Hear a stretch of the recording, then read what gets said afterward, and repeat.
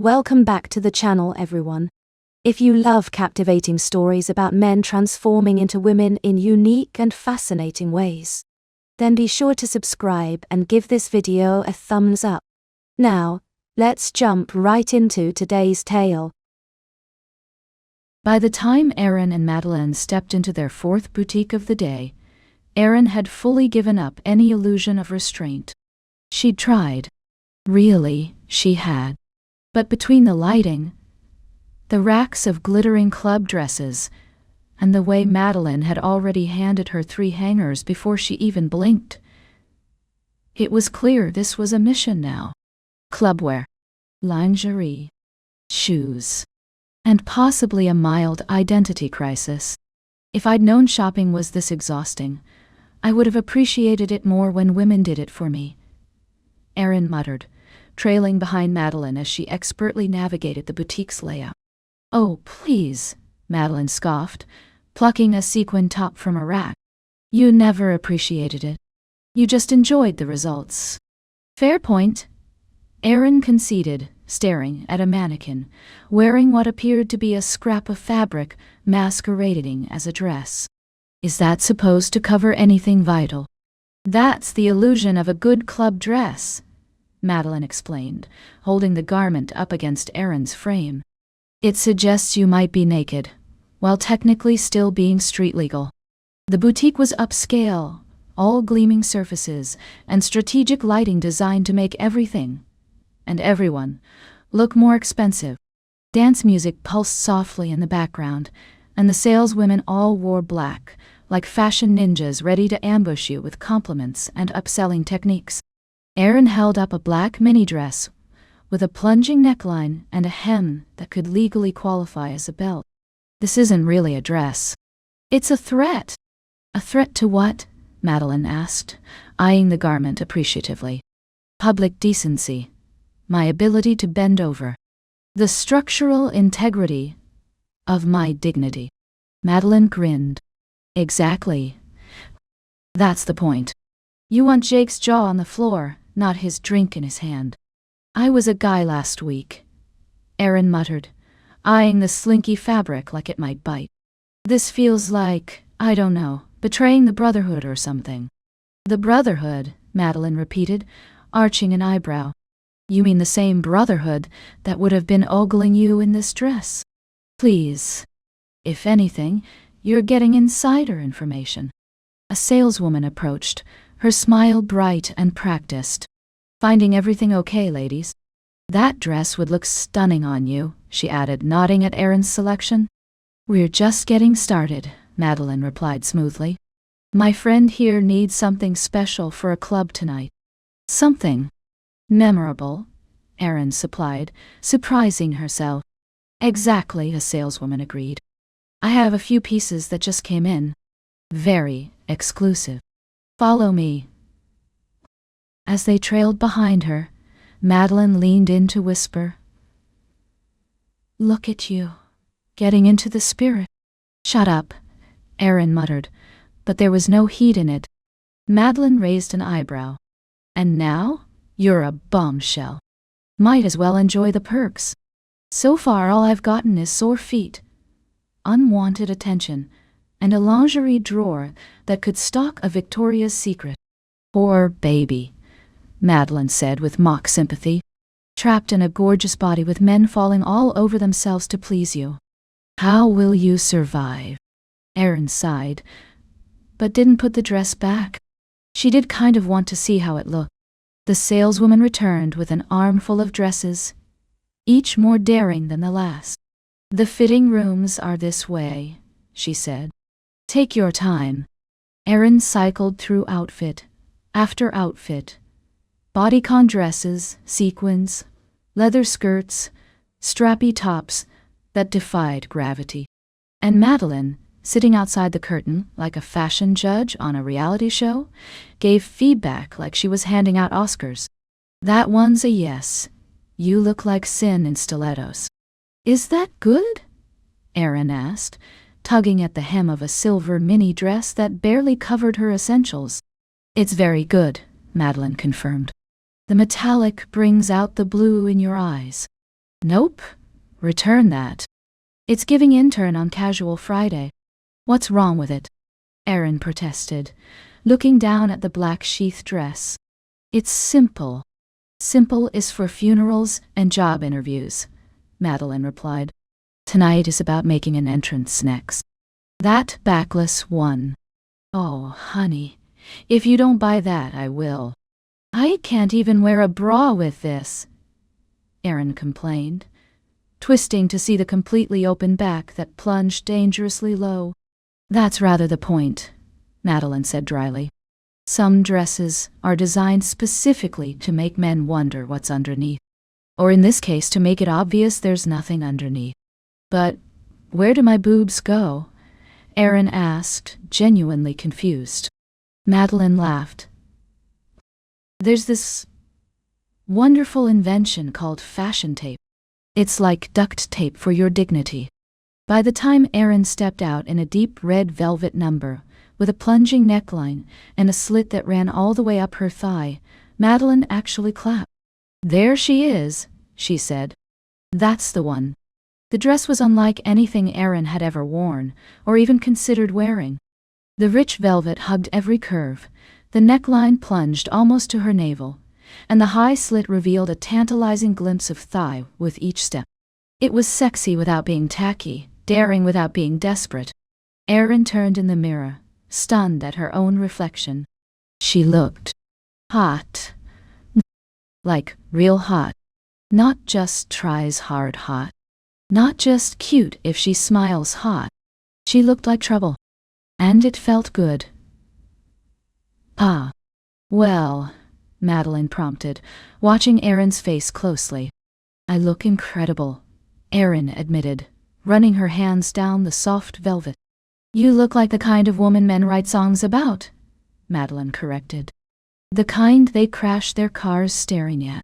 Is that a good thing? It's a powerful thing, Madeline replied. And power is always good. How did I get here? Last week I was in boxers and a hoodie. Now I'm debating which heels go best with a dress that could cause a traffic accident. If my college buddies could see me now, Erin murmured, still captivated by her reflection. They'd be hitting on you, Madeline said bluntly. And you'd be rejecting them because now you know exactly what they're thinking. Erin grimaced. God, that's disturbing. That's reality, Madeline countered. Now, are we buying the dress or what? She shook the thought away. Don't overthink it. Just enjoy it. And she did. We'll take it, Erin said decisively, smoothing her hands over the velvet one more time. And maybe some fashion tape. They hit a nearby boutique next, all satin and lace and moody lighting. The kind of place where panties cost more than car parts, and everything came in black, red, or sin. The lingerie shop was more intimate than the clothing boutique, smaller, with plush seating and displays that looked more like art installations than retail fixtures. Classical music played softly, creating a sophisticated atmosphere that made even the most risque items seem elegant. Why do women's underwear shops look like this? Erin whispered as they entered. Men's underwear just comes in packs of 3 from Target. Because, Madeline explained patiently, women's undergarments aren't just functional. They're psychological warfare. Against who? Sometimes men, Madeline replied, fingering a lace teddy. Sometimes ourselves. Depends on the day. Erin held up a sheer lace teddy that looked like it belonged on a billboard. Seriously, she whispered, examining the barely there fabric. This wouldn't keep anyone warm. It's not supposed to keep you warm, Madeline explained, selecting a matching black lace set from a nearby display. It's supposed to make someone else hot. But no one's going to see it, Erin argued. It's going under the dress. Madeline leaned in.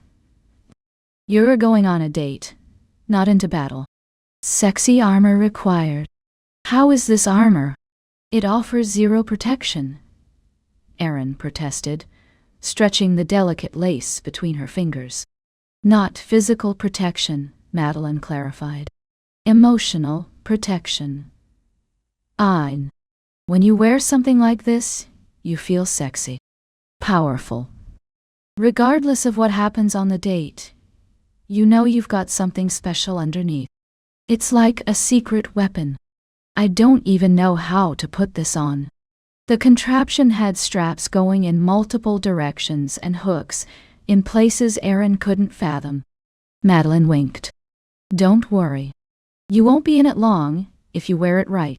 That's not helping, Erin hissed, but she couldn't help the blush that crept up her cheeks.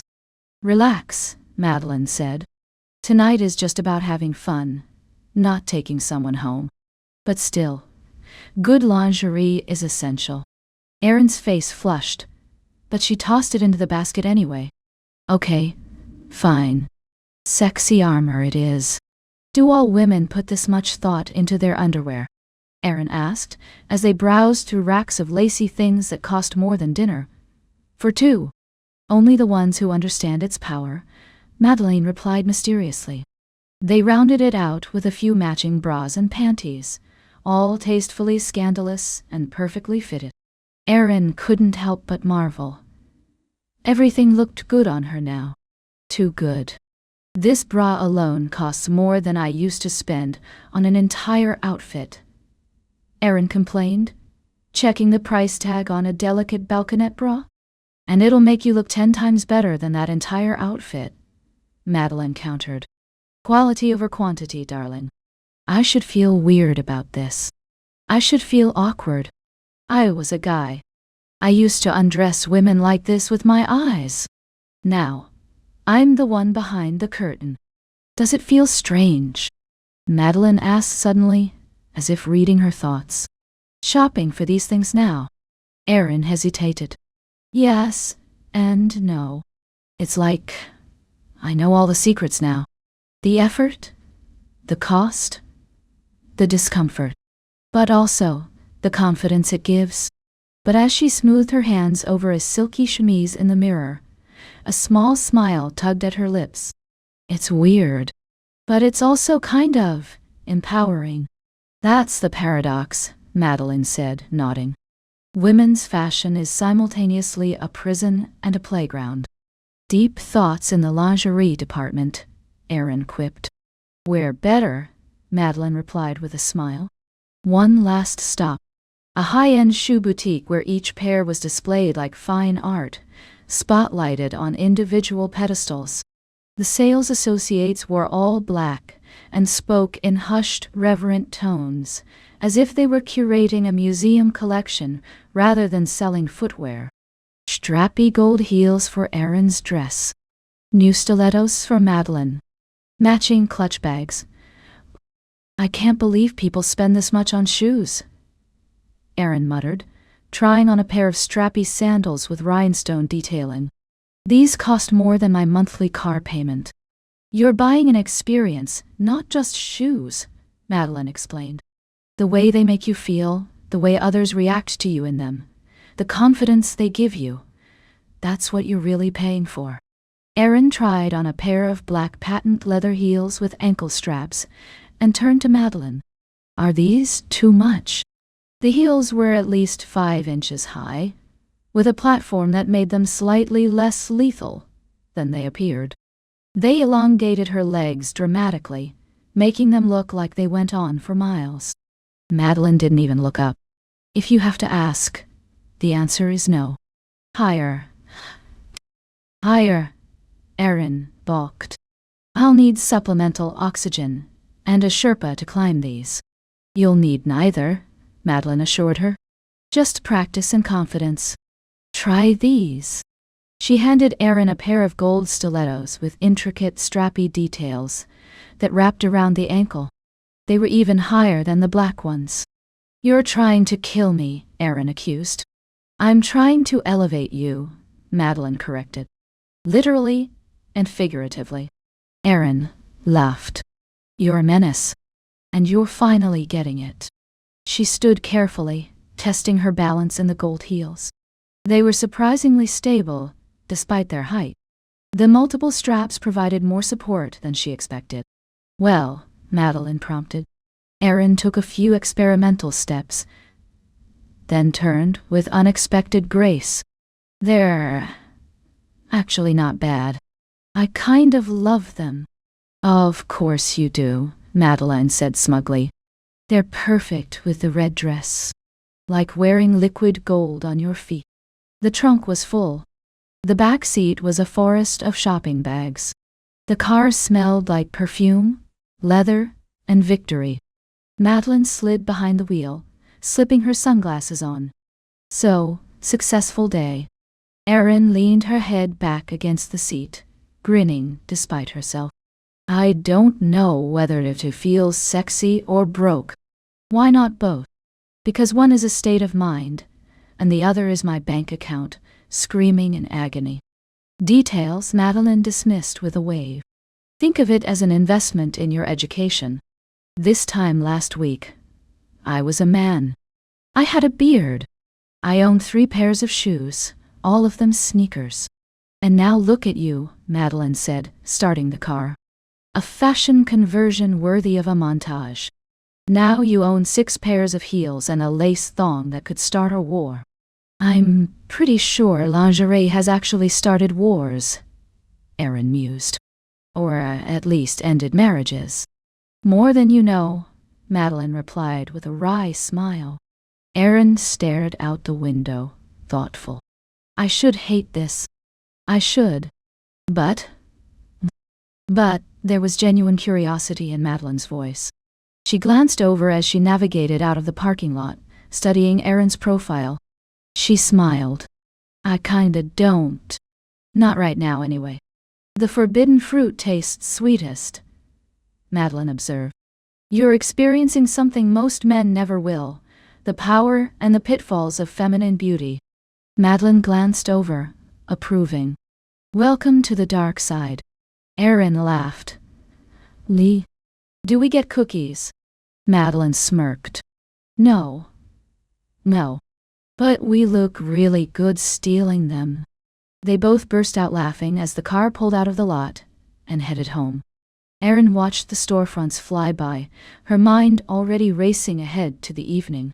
What would it be like dancing in that dress? Having men, actual men, looking at her the way she used to look at women. Would Jake try to kiss her? Would she let him? The thought sent a strange flutter through her stomach. Not entirely unpleasant, which was perhaps the most disconcerting part. Tonight was going to be wild. And Erin. She was ready. Or at least she was going to fake it until she was. The bass of the music hit first, deep, slow, and heavy like a heartbeat.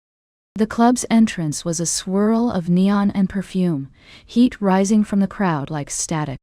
Erin stepped through the doors in her velvet red mini-dress, heels clicking softly against the polished floor, her long hair cascading in soft waves down her back. She'd spent nearly 2 hours getting ready, a process that had involved more products, tools, and techniques than she'd known existed. Primer, foundation, contour, highlight, eyeshadow, liner, mascara, lips, a full face of war paint applied with surgical precision under Madeline's watchful eye. Beauty is architecture, Madeline had explained, blending shadow into Erin's crease. You're building something, not just decorating it. Now, as heads turned in her direction, Erin felt that architecture working, supporting her, highlighting her, transforming her into something that commanded attention. Madeline walked beside her, radiant in a tight black number that shimmered with every step, her confidence practically forming a shield around them both. They were a vision, and everyone noticed. Eyes on your 11 o'clock, Madeline murmured, nodding subtly toward a group of men near the bar. They've been watching since we walked in. Erin resisted the urge to look directly. Is that good or bad? Depends on the eyes, Madeline replied. And what you want from them. Erin's stomach fluttered. Not from nerves this time, but something else. Anticipation. Curiosity. Maybe even a little power. People were looking. She was used to that now. But tonight, it felt different. Tonight, she wanted the attention, even if part of her was still trying to figure out what to do with it. The club was packed, bodies pressed close on the dance floor, the bar area crowded with people vying for drinks. Strobe lights cut through artificial fog, casting everything in dreamlike flashes of blue and purple. The music wasn't deafening, but loud enough that conversation required leaning in close, intentionally designed, Erin realized, to create intimacy even among strangers. "Remember," Madeline said, her lips close to Erin's ear to be heard over the music, "you're not just here to look pretty. You're here to observe, experience, learn." "I thought I was here to have fun," Erin replied. "The best lessons are the ones you enjoy," Madeline winked. It hadn't all been smooth sailing. While curling her hair in front of Madeline's vanity, Erin had paused mid-sentence, staring at her reflection. The woman looking back at her was becoming less and less of a stranger, which was both reassuring and terrifying. "You're really going to date him?" she asked, trying to sound casual. Madeline, applying a sharp winged eyeliner, didn't miss a beat. "We're going out for drinks. Not picking out curtains." "I know. But," Erin fumbled, watching Madeline's steady hand as she drew a perfect cat-eye. "You and him, Ryan." "What about him?" Madeline asked, her focus still on her reflection. "He's, a random guy from a mall." The words sounded petty even to Erin's ears. Madeline finally turned to her, expression calm but firm. "Erin,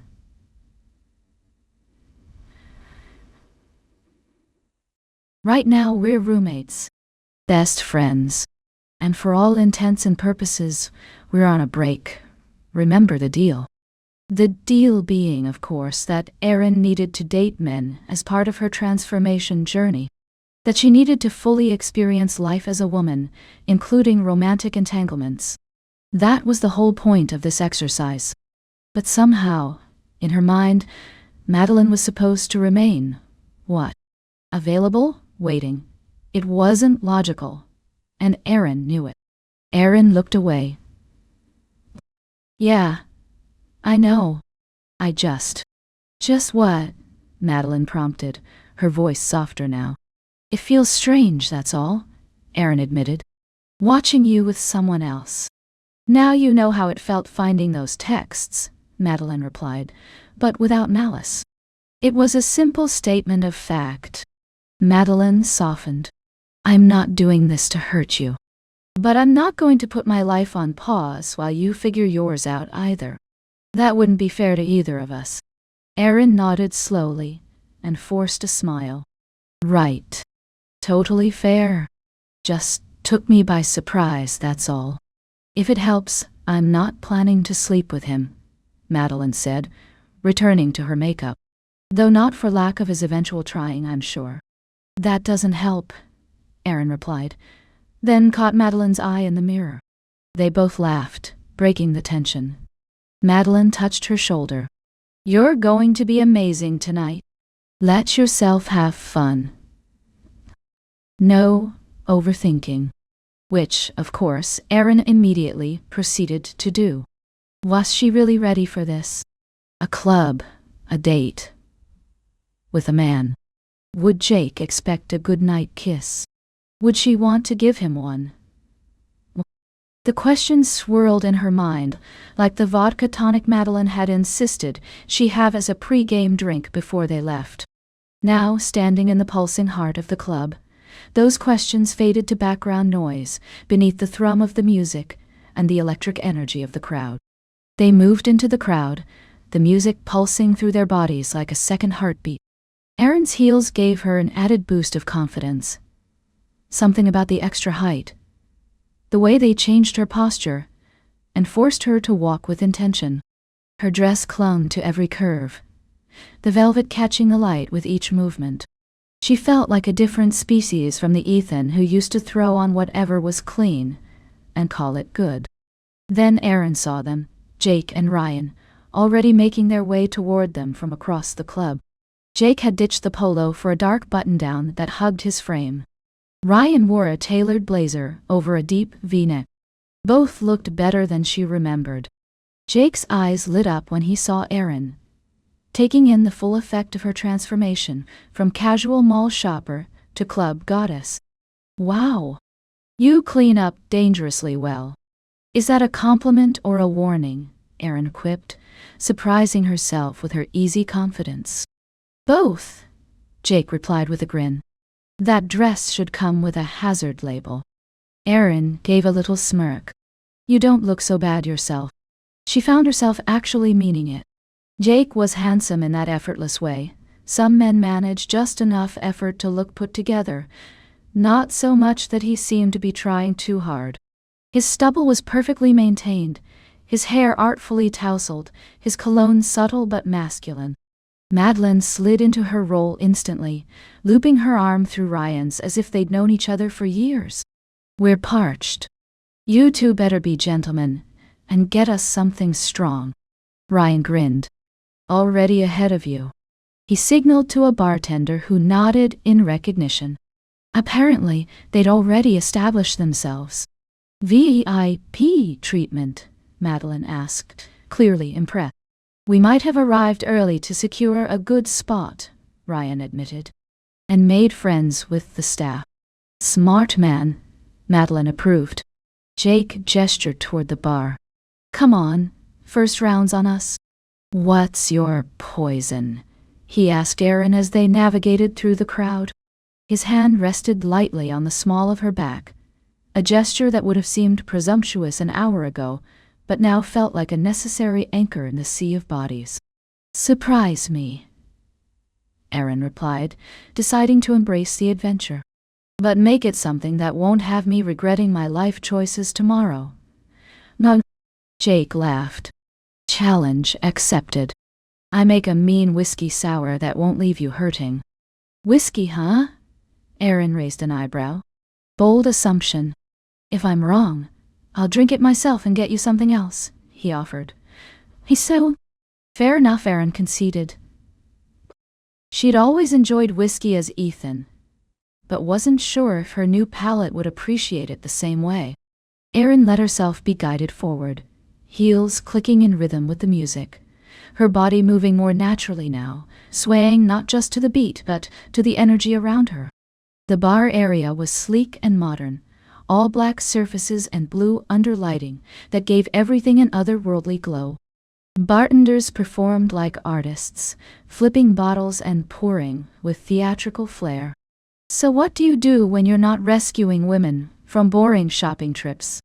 Erin asked as they waited for their drinks. "Corporate finance," Jake replied. "About as exciting as it sounds." "Oh, come on," Erin teased. "No need for modesty. Hit me with your best finance pickup line." Jake's eyes crinkled with amusement. "Are you a high-risk investment?" "Because I'd still put all my assets in you." Erin burst out laughing. "That's terrible." "I know," Jake admitted. "But it made you laugh. So mission accomplished." The bartenders slid their drinks across the bar, a whiskey sour for Erin and something amber on the rocks for Jake. "Cheers," Jake said, clinking his glass against hers. Two unexpected mall encounters. Erin took a sip of her drink, pleasantly surprised by the balance of sweet, sour, and alcoholic burn. "Not bad. You've got good taste." "I'd like to think so," Jake replied, his eyes meeting hers in a way that made her pulse quicken slightly. This was her first date. Her first night out. Her first time being seen like this, and responding in kind. It was strange how quickly she'd adapted to this new role, the flirtatious banter, the subtle body language, the dance of attraction that was both familiar and entirely new from this side of the equation. "So, Erin," Jake said, leaning closer to be heard over the music, "Madeline mentioned you're new in town." Relatively, she hedged, sticking to their agreed-upon backstory. "I needed a fresh start, and Madeline was kind enough to take me in." What brought you here specifically? He asked, seeming genuinely interested. Erin considered her answer. Let's just say I needed to become someone new. Start over. Mysterious, Jake commented. I like it. What about you? Erin deflected. Always been in finance. Since college, he confirmed. Though my dream was to be a chef. Really, this genuinely surprised her. What happened? Reality, he shrugged. Cooking became a hobby. Finance became a career. The usual story. Do you regret it? Erin asked, finding herself curious about this glimpse beneath his confident exterior. Sometimes, he admitted. But I make a mean whiskey sour, so not all is lost. Erin laughed again, feeling herself relax further. Jake was charming, and talking to him was easier than she'd anticipated. And somewhere deep down, she still felt that flicker. Last week I was a guy. I wouldn't have been caught dead in a velvet dress, much less being led to a bar by someone like Jake. The thought was disorienting, like looking through the wrong end of a telescope. Had it really been a week? It felt both shorter and longer, as if time had compressed and expanded around her transformation. But the thought didn't linger long, because tonight she was Erin. And maybe, for a little while, she was going to enjoy it. She glanced across the bar, where Madeline was laughing at something. Ryan said, her head tilted back, exposing the elegant line of her throat. For a moment, Erin felt a pang of something. Not quite jealousy, not quite longing. Something in between. Your friend seems to be hitting it off with Ryan, Jake observed, following her gaze. She's good at that, Erin replied. Hitting it off with people. And you? Jake asked, bringing his attention back to her. Are you good at hitting it off with people too? Erin met his gaze, a slow smile spreading across her face. I'm still figuring that out. Well, Jake said, raising his glass for another toast. Here's to figuring things out together. As they clinked glasses again, the bass dropped and the crowd cheered. The night was just beginning.